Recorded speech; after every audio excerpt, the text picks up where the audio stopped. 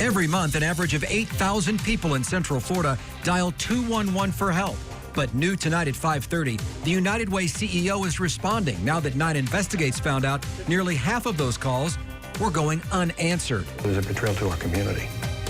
Tonight, only Channel 9 has the results of an investigation into the helpline thousands of you rely on every day.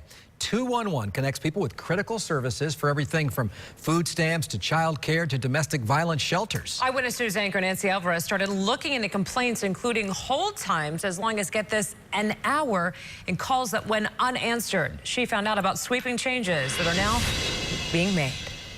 Yurimar Pesante often used 211 to find help for neighbors in need. Now she's given up on the service. They're not really professional. Sometimes they don't have people that speak Spanish. Her complaint was one of dozens received by Orange County Commissioner Mayra Uribe, who called herself to test the system and was put on hold for over half an hour. And I was told incorrect information. So we need to work as a county. We're going to work with 211 and making sure we're all on the same page. Uribe called for a review of the 211 system run by the United Way, only to find out one was already done in the fall. This was the reaction from the CEO when we asked him about the results. I felt betrayed.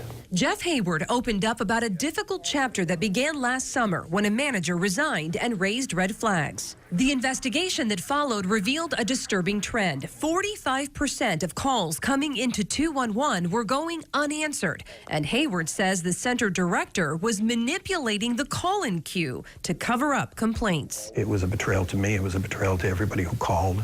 And I feel a responsibility as a betrayal to our community. Other issues, a revolving door that often meant less experienced operators on the line. Take a look at the staffing. With a 52% turnover rate, we were always shorthanded. The changes include a higher pay structure and incentives to recruit and retain staff. Our goal was to fix it and fix it fast, and we did. Hayward says the average wait time now is 45 seconds, and a new 211 director was hired this week as work continues to rebuild and regain trust. They put a lot of faith and trust in us, and for a moment there, we let them down. And we're committed to the community. We're committed to make sure that this thing works right, and it works for them. Other changes include a backup call center that now helps during peak times and a new phone system that records phone calls, records wait times, and produces reports. So senior staff members know exactly what's happening in the call center. Back to you guys.